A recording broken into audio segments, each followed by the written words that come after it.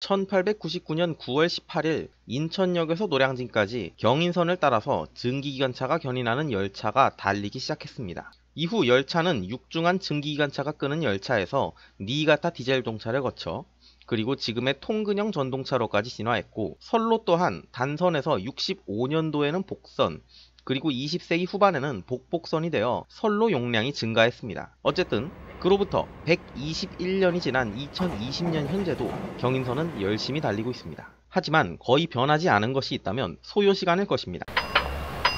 하나 둘 셋이야!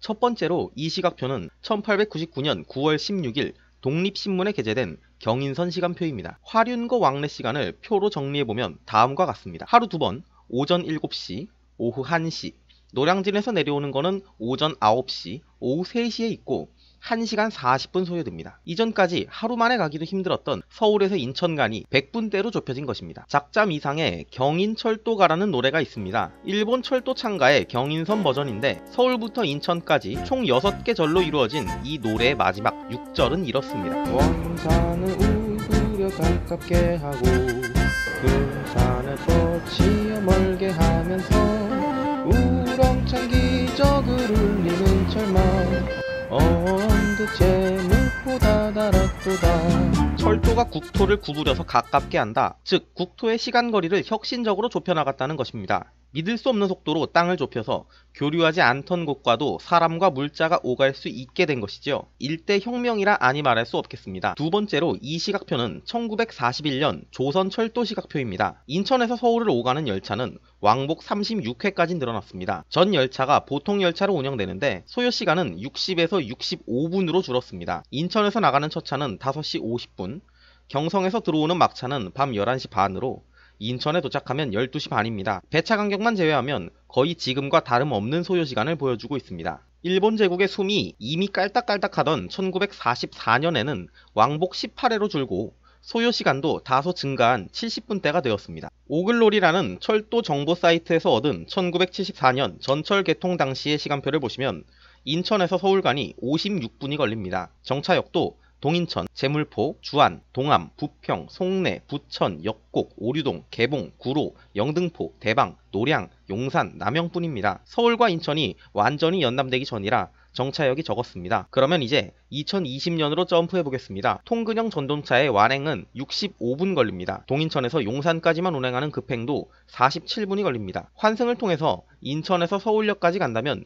60분 이상 걸릴 것입니다. 이제 어그로성이 넘치는 이 제목의 비밀이 밝혀졌습니다. 지금 서울에서 인천 간 전철은 1941년에 인천에서 서울 간에 다니던 증기기관차보다도 느립니다. 같은 시기에 특급 열차로 2시간 반 걸리던 서울에서 대전 간이 지금 KTX로 1시간까지 좁혀지는 동안 서울에서 인천은 그때도 1시간, 지금도 1시간입니다. 그 이유는 다음과 같겠습니다. 첫째로 경인 지역의 급격한 도시화로 많은 역들이 생겨났다는 것입니다. 선로와 국도 연변에 따라서 택지가 개발되어 역에 대한 건설 요구가 빗발치고 지금은 결국 거의 1km 간격으로 역이 있습니다. 신도림역을 시작으로 백운, 중동, 도원, 간석, 부계, 소사, 신길, 구일, 도화역 등이 생겼습니다. 아무리 전기동차라 할지라도 정차했다가 출발하는 데에는 시간을 잡아먹기 마련입니다. 두 번째는 선형이 개량되지 않았다는 점입니다. 동인천, 소사 등 일부 구간을 국소적으로 개량한 것을 빼면 거의 개통 당시의 선형을 유지하고 있습니다. 이는 속도를 내지 못하게 하는 원인이 됩니다. 증속을 위해 특급 열차나 급행 A 같은 개통이 시도되었으나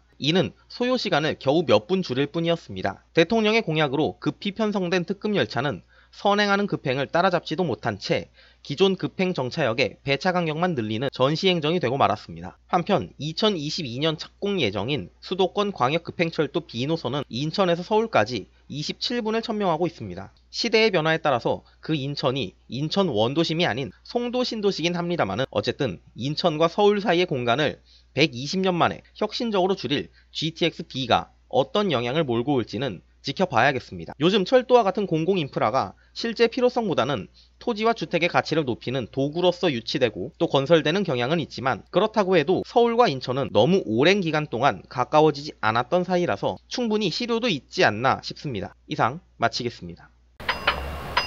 하나 둘 셋이야!